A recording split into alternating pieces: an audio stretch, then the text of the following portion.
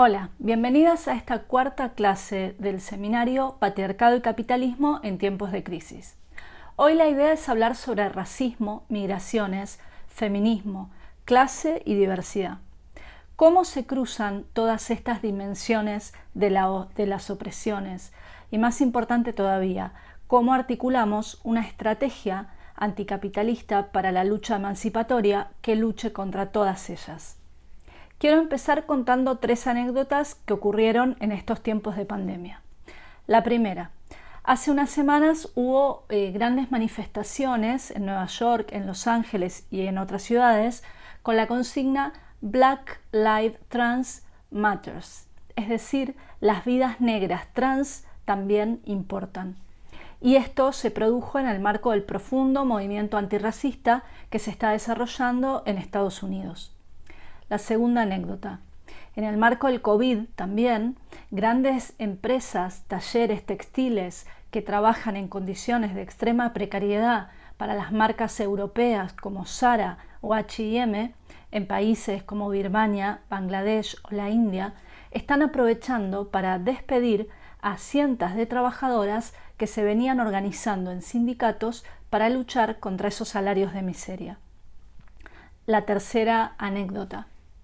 En este tiempo de pandemia, en países como Alemania, en el Estado español, en Italia o también en Estados Unidos, ha quedado más visible que nunca la importancia de esos trabajos que son en extremo precarios, pero también esenciales e imprescindibles, como el trabajo de los recolectores de la fruta o de la verdura en el campo, como el trabajo de las enfermeras, de las cuidadoras de ancianas o de niños. Trabajos precarios que en gran parte están ocupados por personas migrantes y en muchos casos por mujeres. Entonces, lo que quiero mostrar con esto es que la posibilidad de confluencia del movimiento feminista, del movimiento antirracista y de la lucha de la clase trabajadora tiene una base material en las profundas desigualdades y en los agravios en la vida de las personas. El hecho de que, por ejemplo, las personas negras tienen más posibilidades de ser asesinadas por la policía que las personas blancas en Estados Unidos.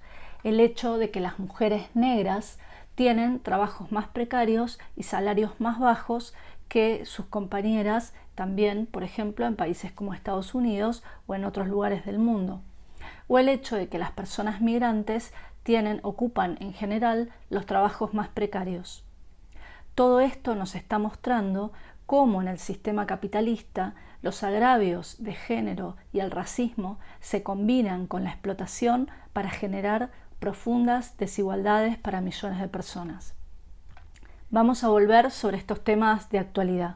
Lo que les propongo ahora es recorrer algunos de los debates sobre esta relación entre género, raza y clase, partiendo en este caso de los que surgieron en el seno del propio movimiento feminista. El debate sobre cuál es el sujeto del feminismo, en este sentido, ha estado presente en toda la historia del movimiento y en distintos contextos se han confrontado visiones muy diferentes. Por un lado, a grandes rasgos podemos decir que están aquellas corrientes que han buscado la confluencia entre todos los sectores oprimidos, entre las mujeres, las luchas antirracistas y las luchas de la propia clase trabajadora. Por otro lado, podemos definir la existencia de un tipo de feminismo conservador, con una noción abstracta o esencialista de lo que son o deberían ser las mujeres, sin considerar todas las profundas contradicciones de clase, el racismo o la diversidad sexual. Hoy nos volvemos a encontrar con sectores del movimiento feminista que pretenden excluir las reivindicaciones de las personas migrantes, de las precarias, de las trabajadoras, de las personas racializadas o de las trans. Sectores que de tanto excluir a tantas mujeres concretas se quedan casi solas, podríamos decir, con su definición de mujer. Los debates de la segunda ola. En la sesión de este curso sobre trabajo reproductivo, Andrea Datri se refirió a algunos debates que se dan en el feminismo alrededor del trabajo doméstico y el patriarcado. También Cynthia Burgueño hizo referencia a muchos de los debates que cruzaron la cuestión de género y clase. Yo hoy quiero introducir otros debates referidos a esta trilogía, la relación entre clase, racismo y género. Y para profundizar un poco, quisiera que nos situemos en la segunda ola del movimiento feminista a finales de los años 60. Esta ola, como sabéis, llega en medio de un ascenso generalizado de la lucha de clases con una fuerte radicalización política. Desde el mayo del 68 en Francia, la lucha contra la guerra de Vietnam, las luchas del movimiento estudiantil en varios países del mundo, la primavera de Praga, los cordones industriales chilenos, las luchas, por ejemplo, obreras y juveniles en la transición española o incluso también la revolución de los claveles en Portugal. En este contexto, en el movimiento feminista emerge con fuerza ese lema de lo personal es político, que significaba nada más y nada menos que la necesidad de visibilizar un conjunto de cuestiones que habían permanecido ocultas bajo el tapete demasiado tiempo, como por ejemplo la violencia de género o la opresión sexual de las mujeres. Va a ser en este marco que surge una corriente en particular a la que me quiero referir, que es la del feminismo radical. Las feministas radicales le van a cuestionar a las feministas liberales el hecho de que éstas se limitaban a buscar la igualdad de las mujeres o la ampliación de derechos en los marcos de la sociedad existente, sin impugnar, sin cuestionar lo que llamaban los valores androcéntricos de esta sociedad, moldeada por las jerarquías masculinas. Así van a tratar de cuestionar estos valores en todos los ámbitos, desde la educación, el deporte, la ciencia y también justamente lo que decíamos antes en el terreno de la sexualidad. Para las feministas radicales, todas las mujeres en general estaban marcadas por una experiencia común, una socialización común por el hecho de ser mujeres, y esta era una experiencia muy relacionada con la sexualidad.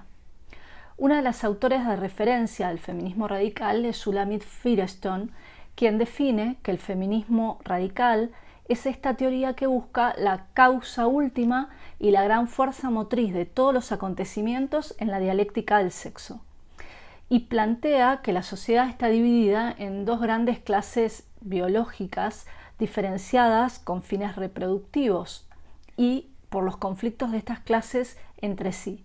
Esta autora, por lo tanto, hace una definición de clases sexuales enfrentadas entre sí y se está hablando de hombres y de mujeres.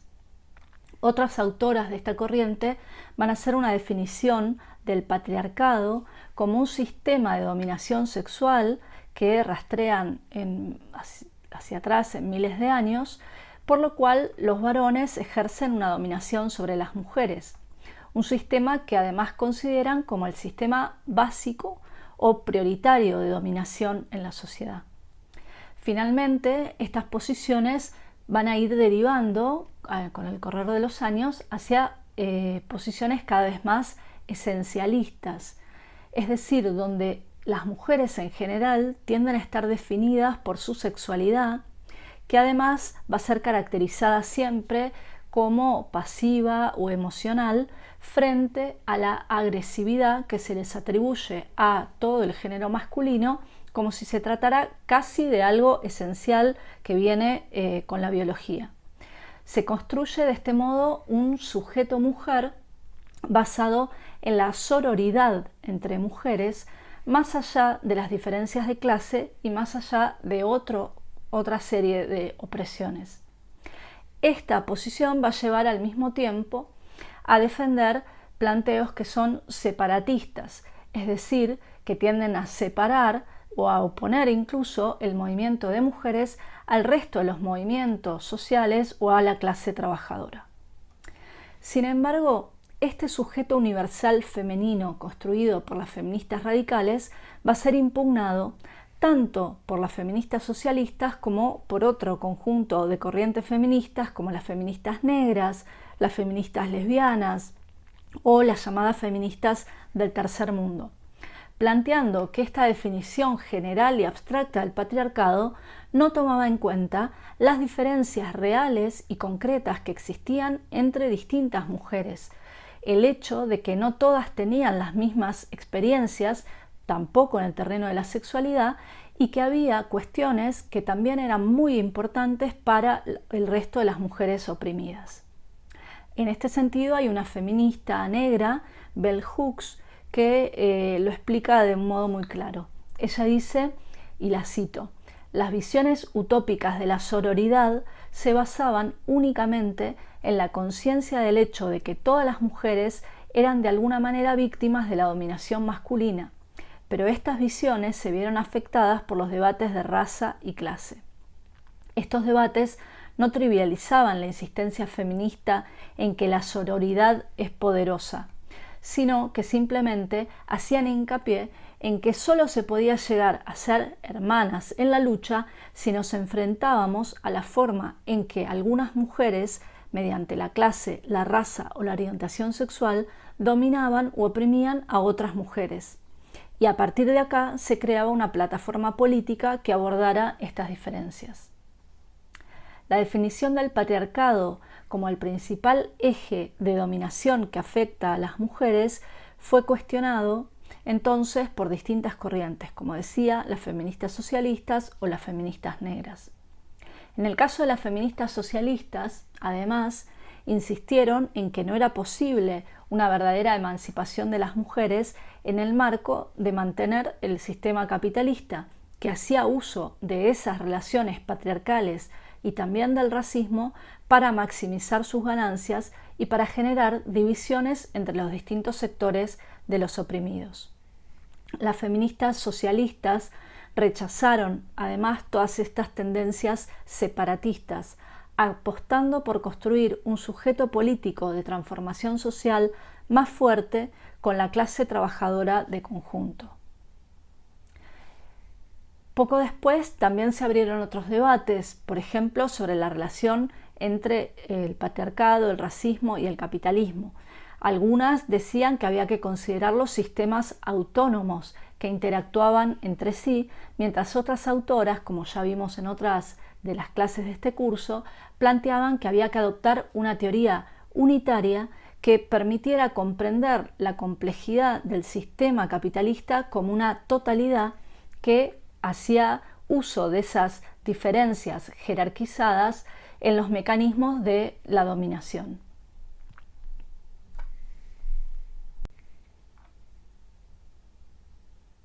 El debate de la interseccionalidad. En los años 80 y en los 90 los debates cambian profundamente en el marco del giro neoliberal. Esto ya lo vimos en la primera sesión del curso y cómo con el neoliberalismo va a hacerse, digamos, casi un sentido común, un cierto tipo de feminismo despojado de toda crítica profunda a la sociedad actual. En este marco hay algunas corrientes del feminismo que fueron adoptando, como decía antes, posiciones cada vez más esencialistas, también centradas en una estrategia punitivista, con la idea de acumular nuevos artículos en los códigos penales que permitieran, según su punto de vista, combatir la violencia de género. Pero, como decía, sin cuestionar en lo más mínimo las relaciones sociales que son en realidad la base de estas violencias. Este tema en particular lo vamos a abordar en la próxima sesión del curso, así que por ahora lo dejamos ahí. Por otro lado, también en los años 80 y 90 van a surgir las corrientes que podemos denominar posfeministas, que cuestionaron la normatividad heterosexual, pero enfocadas en cambios, sobre todo focalizados a nivel de los discursos y las representaciones, lo que podemos llamar microresistencias a nivel individual y que también dejaban de lado la necesidad de dotarnos de una estrategia para una lucha generalizada contra el Estado capitalista y contra el sistema de conjunto. Por último, voy a abordar ahora otra corriente que también aparece en estos años y que hoy es muy frecuente que nos encontremos cuando se hablan de estos temas de género, racismo y capitalismo. Esta corriente es la de la interseccionalidad. El concepto de interseccionalidad apareció definido por primera vez en un artículo en 1989, publicado por una abogada y feminista negra que se llama Kimberly Crenshaw. Esta feminista buscaba dar una respuesta muy concreta en el ámbito de la legislación antidiscriminatoria en Estados Unidos. Más en concreto, ella lo que quería destacar es que la experiencia de opresión de las mujeres negras no era idéntica ni a la de las mujeres blancas, ni tampoco a la de los hombres negros, y que en cambio era en la intersección entre su opresión como mujeres y como personas negras que surgía esta experiencia particular. Posteriormente, otras autoras van a hablar de lo que se llama el cruce entre diferentes ejes de la opresión, o se va a plantear como metáfora la idea de un cruce de autopistas, ¿no? Un punto donde confluyen diferentes líneas de la discriminación. En los artículos que proponemos como lecturas en esta sesión, explicamos que esta idea de la interseccionalidad tiene un antecedente en el manifiesto que publicó en 1977 lo que se conoció como el Combahee River Collective.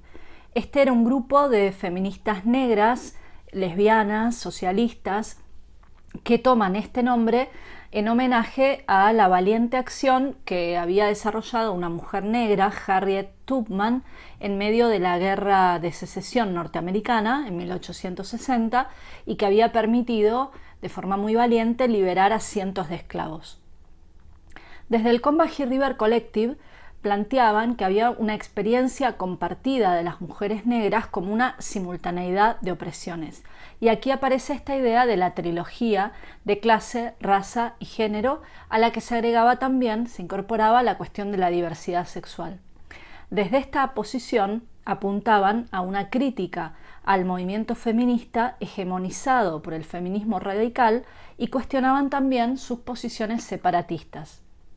Además, consideraban que la lucha por la emancipación de las mujeres negras y del pueblo negro en general era inseparable de la lucha contra el sistema capitalista de conjunto.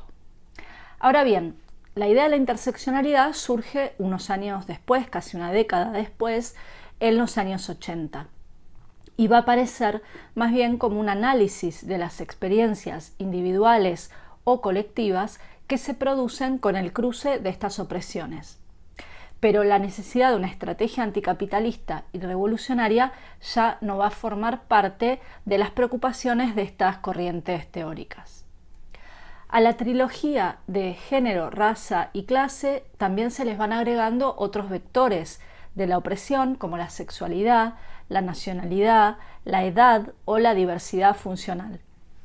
Y si bien estos planteos permitieron una gran visibilidad para la situación específica de opresión que tenían múltiples grupos y comunidades oprimidas, paradójicamente se desarrolló en el marco de un clima general en la época que era de resignación ante las estructuras sociales del capitalismo. Varias autoras, que son críticas de las teorías de la interseccionalidad, señalan que aunque éstas permiten describir las experiencias de las opresiones, no son capaces de dar una explicación profunda de cómo se articulan estas opresiones entre sí y cómo se articulan con las relaciones capitalistas más de conjunto. Por último, cuando el término interseccionalidad se puso de moda, por ejemplo en los estudios académicos o en los medios de comunicación, sobre todo a partir de los años 90, esto se va a producir primero en los países, digamos, del mundo anglosajón y después va a llegar a otros territorios. Esto va a ser simultáneo con lo que se puede llamar la hegemonía de las ideas del posmodernismo o del neoliberalismo, de lo que ya hablamos en la primera sesión. Esto es la idea del fin de la historia o de la desaparición de la clase obrera. Y bajo este contexto más general, las teorías de la interseccionalidad, aun cuando muchas son críticas de lo que se conoce como el multiculturalismo neoliberal, terminan cayendo en una posición donde se subestima la cuestión de clase. De hecho, uno de los elementos característicos de las teorías de la interseccionalidad, y desde mi punto de vista uno de sus mayores límites, es el supuesto de que para teorizar estas conexiones entre las opresiones hay que defender la hipótesis de la equivalencia entre todas las opresiones. Y si bien nadie está a favor de jerarquizar entre las opresiones y mucho menos de plantear cuál sería más importante que otra para la experiencia particular de individuos o de grupos enteros, lo que es muy peligroso es borrar lo específico que tienen las relaciones de clase en el sistema capitalista. Cuando desde el marxismo insistimos en la cuestión estratégica de la centralidad de la clase obrera para la lucha emancipatoria, desde los que defienden las teorías de la interseccionalidad nos suelen acusar a las feministas socialistas de ser reduccionistas de clase. Bueno, en el próximo apartado vamos a ver por qué esto es completamente falso. El marxismo y la lucha contra todas las opresiones.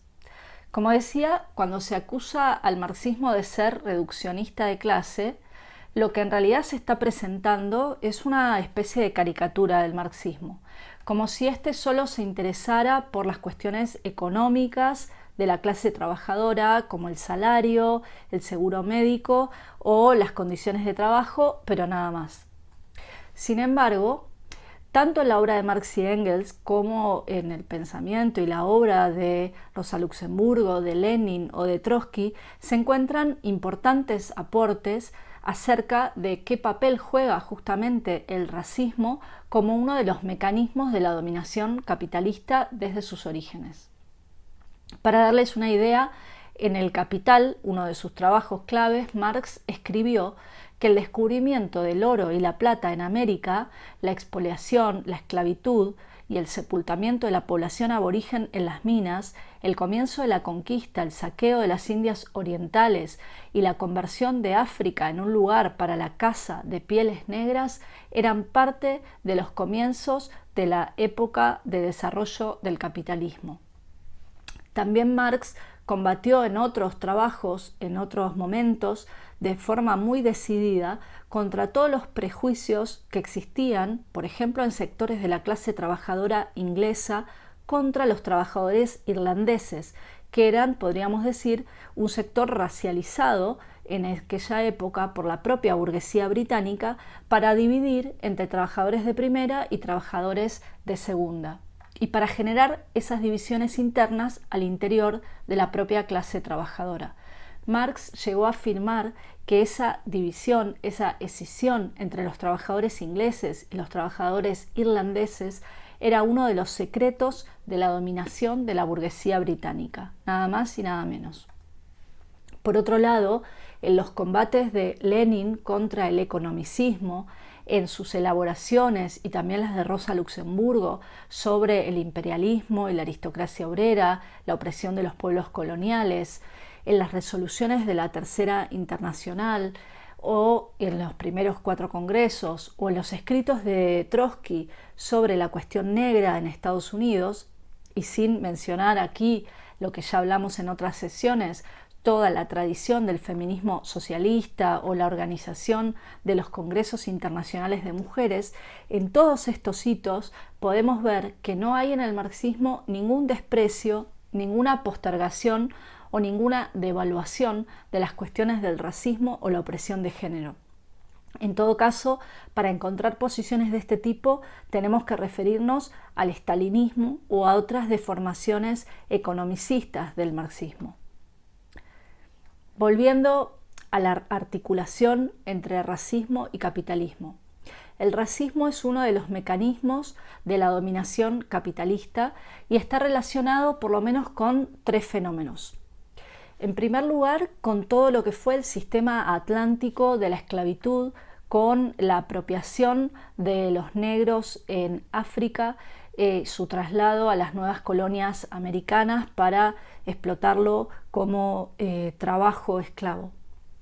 Por otro lado, en segundo lugar, la aniquilación de los pueblos originarios en estas conquistas coloniales en América y en otras regiones. Su utilización como trabajo forzado o su aniquilación directa.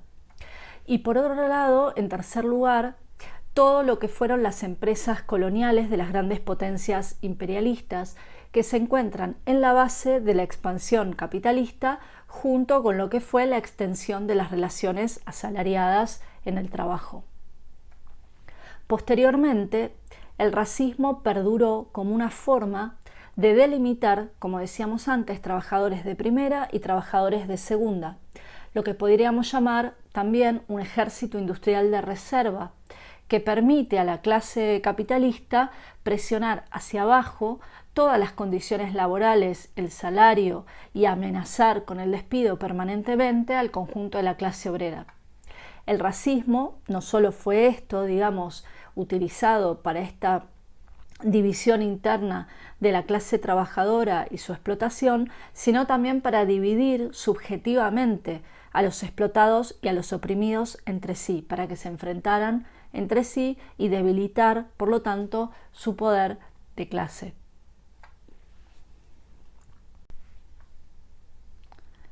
El racismo y las migraciones.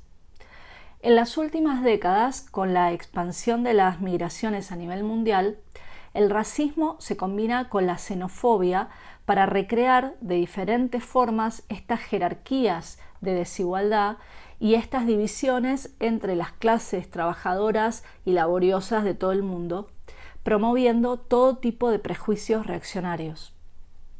El neoliberalismo aceleró las migraciones desde el campo hacia las ciudades, transformando de hecho toda la geografía del planeta. En las últimas décadas hemos visto el crecimiento de enormes metrópolis y ciudades en las periferias empobrecidas. Millones de personas sobreviven en estas ciudades sin vivienda digna, sin servicios básicos, sin agua potable o sin calefacción.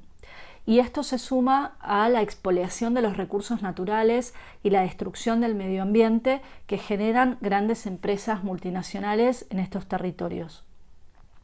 Las guerras, las hambrunas y las crisis económicas se combinan entonces para expulsar a sectores enteros, millones de personas que buscan moverse y ir hacia otros territorios para poder sobrevivir.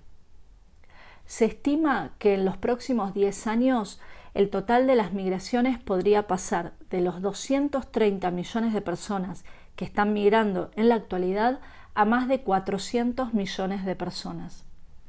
Y mientras se expulsa a las poblaciones, como dijimos, por la miseria, por el hambre o por las guerras, en los países imperialistas existe una demanda muy fuerte para el trabajo de las personas migrantes. Por ejemplo, en los trabajos agrícolas temporales, pero también en todo tipo de trabajos precarios. Digamos ahora algo más sobre la feminización de las migraciones. En los países más ricos, el ingreso masivo de las mujeres al mundo laboral, junto con el recorte de los servicios sociales que estaban antes asegurados más o menos por el Estado, han aumentado la necesidad de mano de obra para los trabajos de cuidados que están feminizados. Estos trabajos de reproducción, como el cuidado de niños, de ancianos o de personas enfermas, tendieron a tercerizarse como trabajos asalariados en condiciones también de extrema precariedad. Las mujeres migrantes se emplean como trabajadoras del hogar, como cuidadoras de niños, como enfermeras o como limpiadoras. También se ocupan, como decíamos, en otros trabajos precarios, como la atención de bares, cadenas de comida rápida o, por ejemplo, en el comercio. Así toma forma lo que algunas autoras feministas han denominado una cadena global de cuidados, incluso familias transnacionales. Porque para poder trabajar en Europa o en Estados Unidos, las migrantes, por ejemplo, las que provienen de América Latina, de África o de países asiáticos, dejan a sus propios hijos al cuidado de otras mujeres, sus madres, sus hermanas, sus familiares, en los países de origen. En los países imperialistas, las personas migrantes van a ocupar la escala más baja en el mundo laboral, tanto por el salario, por sus condiciones de vida y por los escasos derechos reconocidos. Están realizando los trabajos más duros, los peor considerados, y en general no están organizados por los sindicatos. Además, el Estado y los capitalistas de estos países más ricos se han ahorrado todo lo que significa reproducir, invertir en reproducir y preparar, educar y dejar lista para el trabajo esa fuerza laboral. Porque esto ha ocurrido en los países de origen, como decíamos antes, en condiciones muy precarias. Por último, cuando llegan los momentos de crisis, las personas migrantes son señaladas como las culpables de que las trabajadoras o trabajadores nativos no encuentren empleo. Y esto es una tendencia reaccionaria que despliegan no solo los sectores de la extrema derecha o de la derecha conservadora, sino el conjunto de los partidos políticos de los regímenes de los países imperialistas. Esto es así porque el racismo y la xenofobia son realmente racismo y xenofobia de Estado. Son mecanismos institucionales que están garantizados por leyes de extranjería, que discriminan entre ciudadanos y no ciudadanos, entre personas de primera y personas de segunda, pero están garantizados también por muros, por vallas electrificadas, por cárceles para extranjeros y por la violencia policial que se descarga con más fuerza sobre las personas migrantes y racializadas. Esto da lugar, por ejemplo, en Europa a lo que conocemos como la Europa fortaleza, y ha convertido al mar Mediterráneo en una verdadera tumba para miles y miles de personas que cada año intentan acceder a las fronteras de la Unión Europea.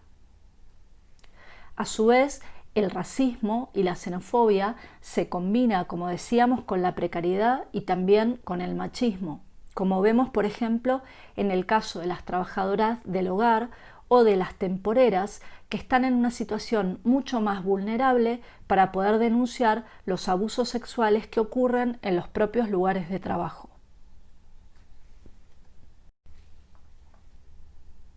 Algunas conclusiones.